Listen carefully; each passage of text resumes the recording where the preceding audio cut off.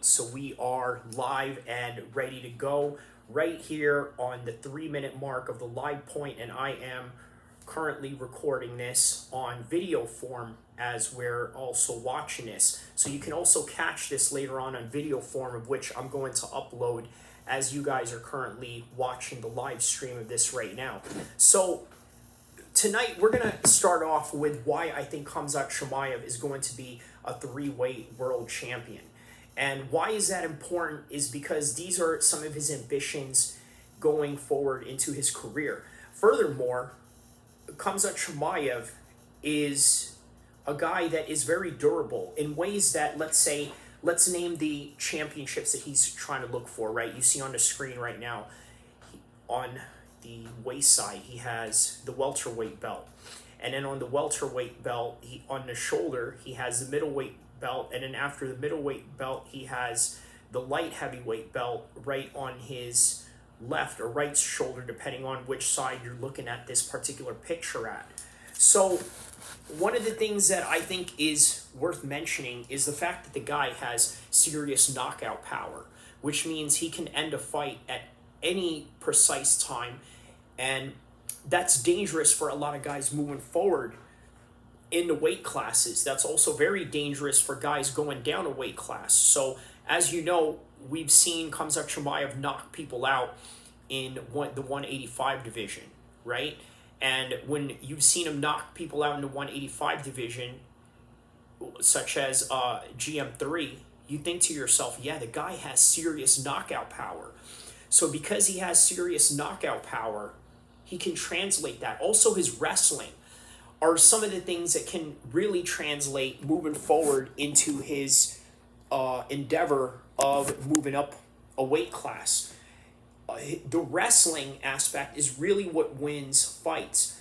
Now, there's been a lot of complaints lately saying that a lot of the people that are in the light heavyweight division, they should move up to heavyweight because guess what? The heavyweights at the current moment really don't have the best wrestling in terms of Daniel Cormier, in terms of John Jones, and in terms of all these other guys that were in the heavyweight division before, which names like Randy Couture and Brock Lesnar, these guys, they were the cream of the crop when it came to wrestling. You see, Brock was an NCAA tournament champion in his college days. You had Randy Couture, who was an Olympic alternate for the American team. And then you had Daniel Cormier, who was an Olympian. And then you had John Jones, who came from a wrestling background and could have gone on to the Olympics, could have gone on to win NCAA championships. But because he had a child early on, he decided to go pro. And then this is what we got right now. One of the youngest world champions in the history of the sport in John Jones when he defeated Shogun Rua back in 2011. And so can Khamzat win the light heavyweight division? Well, for one, if you look at the light heavyweight division at the moment, you have Jamal Hill. He can easily submit Jamal Hill if Jamal Hill gets out-wrestled. And the minute that he gets Jamal Hill down to the ground, he can submit him with ease. Just like what he did to the likes of Kevin Holland. Now, who's in the middleweight division right now? Israel Adesanya. Israel Adesanya, in the proof of the Alex Pereira fight multiple times, including kickboxing and in MMA, which is in the UFC, it's proven that he can be knocked out. Now, he can't get knocked out by Robert Whittaker. Izzy can't get knocked out by the likes of Dricus du Plessis, no matter what any of these South African fans want to say about it. He's not going to get knocked out by the likes of, let's say, who else is in the middleweight division? Marvin Vettori, Jared Cannonier, those two guys that just fought last week. And then you have all these other guys in the 185 division, Kelvin Gastelum, who's given him arguably one of the toughest fights of his life. Now, if he can do that, what makes you think that Khamzat can't do the same thing? Khamzat is actually bigger than Kelvin Gastelum. And Kelvin Gastelum, to many people's criticism, is just nothing more than a blown-up welterweight, which is what Khamzat is in his lowest weight that he can possibly reach. a welterweight. So what about Leon Edwards? Can he beat Leon Edwards? Absolutely. He can out wrestle Leon Edwards and can probably finish him on top because he's very submission heavy in terms of the way that he attacks, in terms of the way that he just constantly goes for submission after transition after transition. He's going for arm locks, he's going for leg locks, he's going for neck chokes, and on top of that, he's constantly looking for top dominant positions. And you got to think this is going to be a serious problem for Leon Edwards. So now I just mentioned all the top three champions that are within the range of Khamzat Chimaev. And can he beat him? Can he beat these guys? Listen, we can only find out when it really happens. But right now, it's plausible to say that yes, there's just something in this guy that's a little bit different than everybody else. He has the athleticism. He has the Islamic discipline, which, by the way, a lot of you will push back on when you hear me say these comments. But the reality is that, well, it helps a lot of fighters. It's helped Prince Nassim in the minimal standards of Islamic practices he's used to somehow, get him far into the championship levels of boxing in the late 90s. Khabib has used this type of Islamic discipline in order for him to be successful in one of the toughest weight divisions where you can't make a mistake. And I'm going to tell you right now, I think that Khabib has and will always ever will have tougher competitions than Khamzat. And why do I say that? Well, for one, you got to understand something about the 155 division. For one, the 155 division is a division where almost everybody around the world participates in it because the average size man in their lowest weight that they can possibly go down on could reach 155 or within that frame. So yes, people like Conor McGregor, Justin Gaethje, Dustin Poirier, who else? Paddy Pimblett, which are the bigger stars, not necessarily the big top 10, top 15 guys. Nonetheless, this is the average size of human beings around the world. So why is that significant? Because if you're going into an MMA gym, you're going to be competing and sparring with guys that are way heavier than you and in guys that are way lighter than you, which translates and equals to guys a lot faster than you. So that means that these guys have an understanding of speed and strength at the highest level when it comes to 155ers in top level gyms, such as Dustin Poirier in America Top Team, such as Khabib and Islam coming out of AKA, having all ranges of different weight categories that they spar with. If you remember back in the days, they sparred with the likes of Cain Velasquez, heavyweight. Then you had Josh Koscheck. You had Mike Swick. Then you had John Fitch. And then you had Daniel Cormier, a heavyweight, and then a light heavyweight. So all these different spectrums of guys that are within different weight categories that these 155ers are dealing with. So that is the main reason why Khabib will always have tougher competitions, which leads me to the conclusion that Khamzat Chimaev will have a much easier time getting these belts. Remember the names that I mentioned in the current weight classes that he's gunning for right now. Jamal Hill. Is that plausible that he can beat him?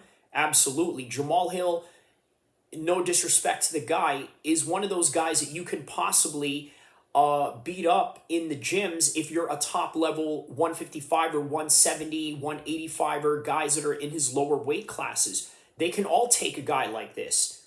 Now, you take a look at the 185 champion, Israel Adesanya. He has great takedown defense, but he does get taken down. He has great striking and one of the best strikers in all of the 185 division's history, including Anderson Silva in that list. However, he's susceptible to getting knocked out. And Khamzat has proven time and time again that he has the knockout power to take you out. And then you have the likes of, let's say, Leon Edwards in the lowest weight that Khamzat Chimaev can fit in. guess what? This particular weight class that he's in, I'm telling you right now, it's a bit of an even fight because you look at Leon Edwards, he's got a long range, he's got good leg kicks, good jab, good straight punches, decent wrestling, but does he have better wrestling than Khamzat Chimaev? This is where the difference is going to be a contrasting aspect of this fight in which where these two athletes divide. So in other words, if let's say Khamzat Chimaev was to take Leon Edwards down, could he keep him down? 100% he could keep him down. He might even submit him. Now, does Leon Edwards have the submission defense to deal with somebody like Khamzat Chimaev who's constantly attacking with barrages of submission attempts after submission attempts with every transition that he makes on the ground from the time that he gets you onto your full guard? Now he's moving on to your half guard, pushing down your thighs, getting in there, and then pushing down your other thighs to get into a side control, and then just barraging you with elbows and then knees from the top position, and then possibly mount you, which can only lead to you getting choked from the back. Is that possible to happen? 100%. The problem is, right now, unfortunately, we're not able to see that because now that I've broken down the technical aspects of fighting, let's talk about the political aspects of what's going on right now. It's no secret. The world right now is in absolute shambles with, let's say, the Ukrainian war and the conflict with Russia, which involves Khamzat Chimaev. And by the way, the fact that he's so connected with one of the dictators of Russia in the Islamic parts of Chechnya, which is none other than Ramzan Kadyrov, it is a reason why he's got visa issues coming in to take these fights in the United States. That's why he cited that he wanted to fight in Paris. That's why the UFC cited that they wanted him to fight in Abu Dhabi. But nobody's really talking about it because, well, for one, it's embarrassing and it's a PR nightmare. And by the way, this is one of the things that I specialize in, which is public relations. And I can tell you this is definitely 100% the reason why Khamzat Chimaev is not getting the calls that he needs in order to fight this year. I mean, you look at the way that he came into the UFC. He came in hot, right? In his first day, he gets a TKO or a submission, and then goes in, and 10 days later goes in and gets another win, and then another one, and another one, and then he says that he wants to fight everybody multiple times, and then somewhere along the lines, there was a delay, especially right after a huge controversy of not making weight in UFC 279, in which they were going to have him fight Nate Diaz in order, and only for him to be switched up to none other than Kevin Holland, and then Nate Diaz getting a much more desirable matchup in Tony Ferguson, a much more favorable matchup for Nate Diaz to go out on top in his final contract with the UFC, in which they were trying to sabotage Nate and give him the hardest fight possible in none other than Khamzat Chimaev. So yeah, Khamzat Chimaev is an assassin for the UFC. Any person that they have a problem with in terms of contract negotiations, they bring Khamzat Chimaev into the fold. And you know what? Maybe that's the reason why the UFC doesn't want to mention of any visa issues, because they don't want to make Ramzan Kadyrov look bad in any way. But at the same time, UFC is a company that is held in a rival country, which is the United States, in which the United States and Russia are currently conducting a proxy war against each other in the battlefield of Ukraine. So all of these things are significant. Now, back to the fights tonight that went on with Josh Emmett and Ilia Topuria. Now, one of the things I got to tell you about Josh Emmett, and by the way, I'm going to go back to Khamzat because I can tell you guys right now, I have the same type of attention span of people that want constant dopamine high of this particular podcast that you're listening to, and the constant barrages of hot takes and dopamine high that I'm offering you. So we're going to go back and forth with Khamzat and the Ilia Topuria fight and Josh Emmett. So with Josh Emmett, I'm going to tell you, Josh Emmett reminds me of the American mixed martial arts version of John Ryder. And why do I say that? Well, you look at the last Canelo fight in which he had against John Ryder, what happened? They went to a decision where John Ryder was knocked down multiple times only for him to get back up and get the moral victory. And that's exactly what happened with Josh Emmett tonight. He got the moral victory in terms of knowing that he was in there with an up-and-coming star and an up-and-coming prospect, by the way, undefeated at that, on top of the fact that he has an entire country of Spain that he's not even really originally from, but resides in, and yet they give him all the support that he has, on top of the fact that he's originally Georgian, and the fact that he has that particular fan base pandering to him as well. They had a few famous soccer stars tonight from Spain come and attend his fight. I'm not really sure who their names were. I think one of them was Ramos, who was a former World Cup winner of some sort. So that's pretty big to have somebody like that come and attend your fight, interested in what you do, knowing that you're going to be a champion just like them. So I think that's really big for the Spanish market that the UFC is trying to fulfill right now, because that is one particular region that they have yet to really touch on. And because of that, they have a man in none other than, what's his name, Ilia Topuria, to open up that particular region. And this is what they're always going to do.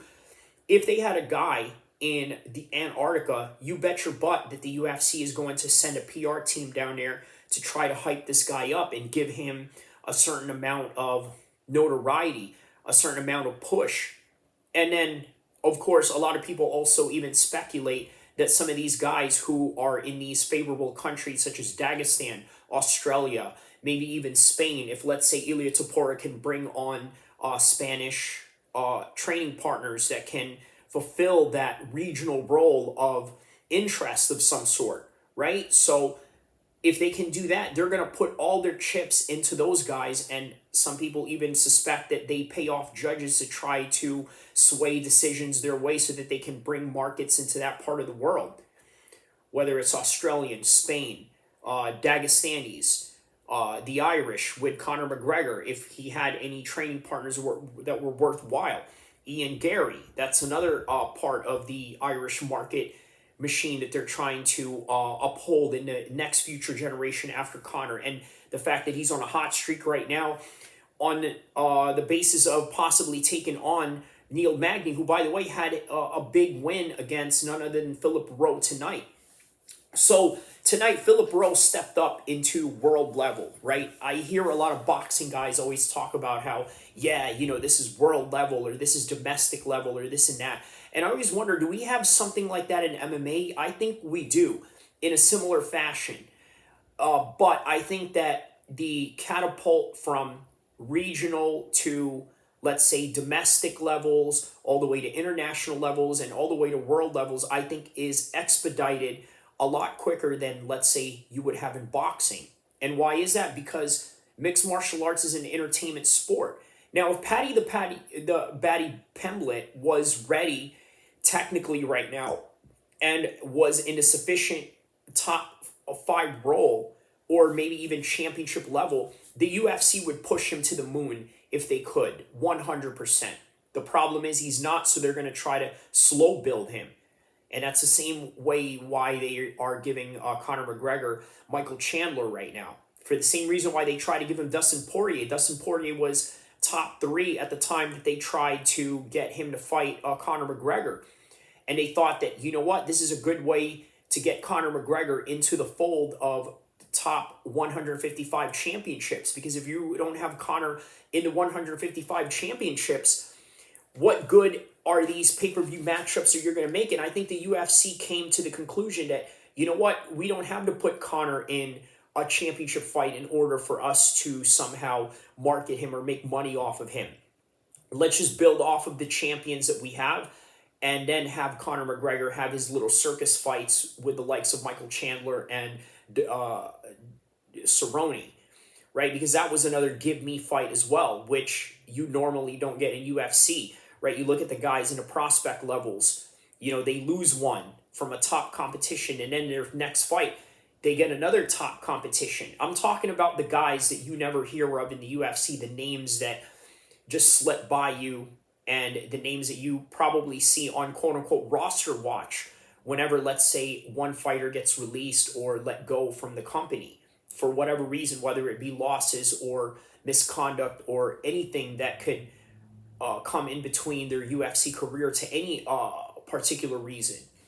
So Neil Magny proved why he's been at the top for a long time. Obviously, he was beat convincingly against Gilbert Burns, but I think we now start to understand that Gilbert Burns is within the top 5, top 3 of this entire weight division in the 170 mark.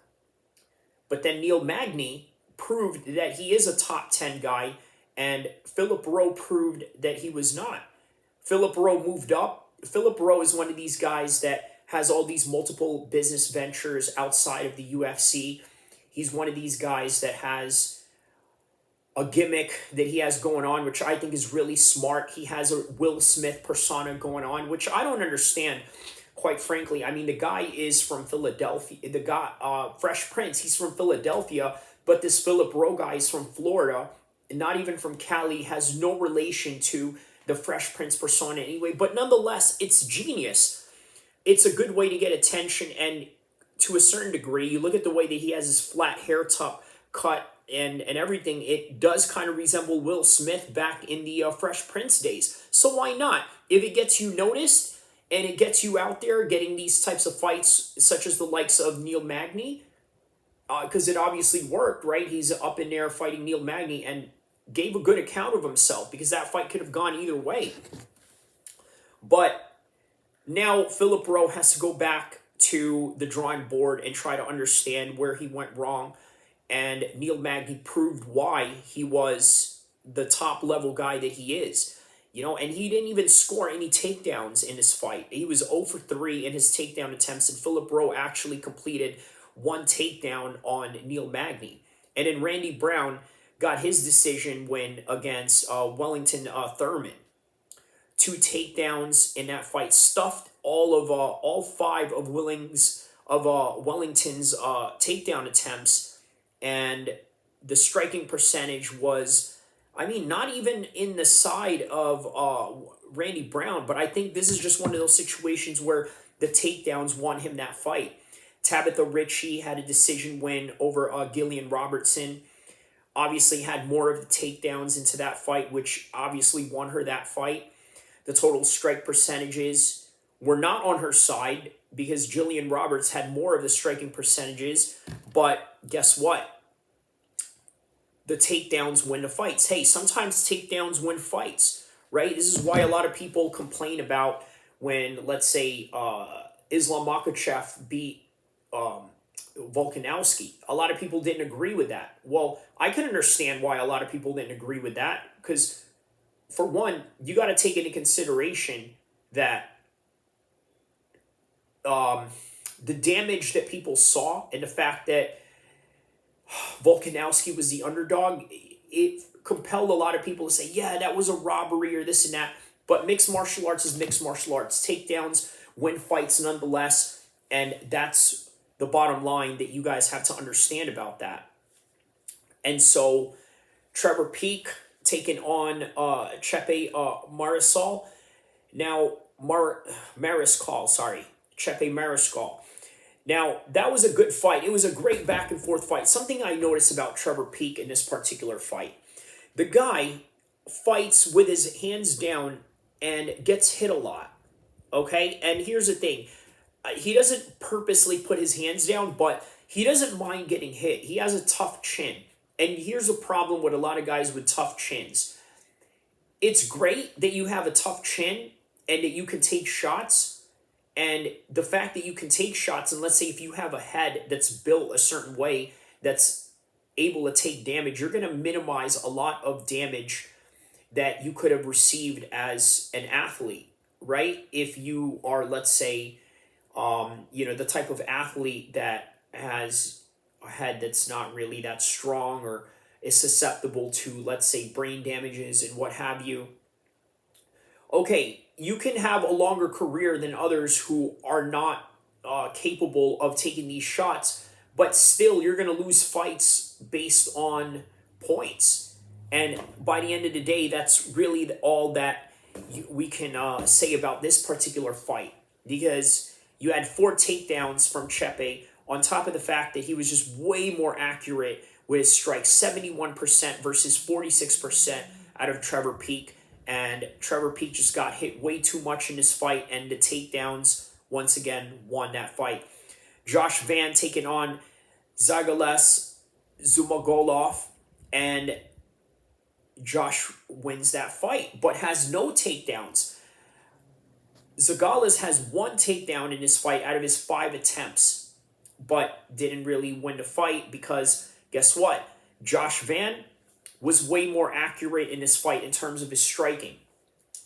So that's how it goes sometimes, right? And then Jack Jenkins taking on Jamal Emmers, right? I heard MMA Guru in his live while we were watching this say something to the effect that this is the featherweight division's version of Randy Brown versus Jack Della Maddalena. But in the end, obviously, Jack Jenkins ends up winning by decision, which was very controversial for a lot of people. But what can you do? That was a close fight in and of itself, so can't really complain, can you? I mean, first fight of the night, you had Cody Brundage, who was, by the way, supposed to be scheduled right into the earlier main card of this fight, taking on Cedricus Dumas. And Cedricus Dumas gets a decision win on this one, even though Cody completed 2 takedowns on him. In the beginning of the fight, when I saw this, I said to myself, man, you know what? This is going to be Cody Brundage's fight right here, because he took him down in the beginning of the fight, and I thought that he was going to be able to keep him down in that particular space for that particular time. And then I realized that he took this fight on a couple of days' notice, and he was only taking this fight based on the fact that he thought that he could out-wrestle this guy, not knowing that this guy was going to be prepared for his wrestling and then sort of lit him up, not just on the feet, but also on the ground, and even scrambled a few times for him to get the top position in order for him to get the win. So that's literally the entire card of what else did I miss? Did I cover the entire card for that one? Let's see here.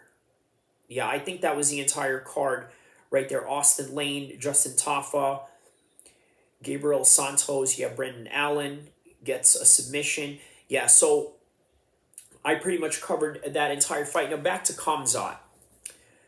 The thing with Khamzat is that he is going to be a multiple-time world champion. Now, will it be 3? We don't know. Will he win 1? For sure, I know he's going to win 1. It's just a matter of him picking the weight class that he wants and where he wants to start and where he wants to go next and how he's going to go about that with these multiple weight changes. Now, here's the thing that I think I want to reveal to everybody that I think most fans are not talking about because of the fact that we are so excited about Khamzat's comeback. I think that when he does complete his goal that he's looking to do, which is 3 belts, I think he's going to ride off into the sunset. I don't think he's going to have this long career that a lot of people think that he's going to. Why? Because he wants to do the same thing as Khabib. And I could tell you why, but I may have to spend a little bit longer time here to explain this to you, because guess what? There's a religious component to this, okay? Because here's the thing that you got to understand. Khabib right now, is he around mixed martial arts? Yes and no. But what are some things that he said about mixed martial arts in the current time? In one of the articles that I read about Khabib, maybe a few months ago, he mentioned something to the effect that he thought that mixed martial arts was haram. I thought this is important to bring up, and let me tell you why. Okay, so by the way, if you guys want to see the rest of this particular video or reasons why Khabib does what he does, and why Khamzat is going to do the same thing and retire early, I'm going to end this particular stream, the video, not the live, because I'm going to continue with the live. If you guys stay with the live right now, I'm going to explain to you why Khabib retired early and why Khamzat is going to do the same thing. But for the video portion of this, because I recorded a video portion of this, I'm going to end this at the 30-minute mark. And if you want to see the rest of this, go see it on the 33-minute mark of the live portion of this. Not the video portion, but the live portion. So I'm going to cut off the video portion right now. And if you want to see the rest of this, go to the live version of this particular title, and I'm going to explain why. Enjoy the fights.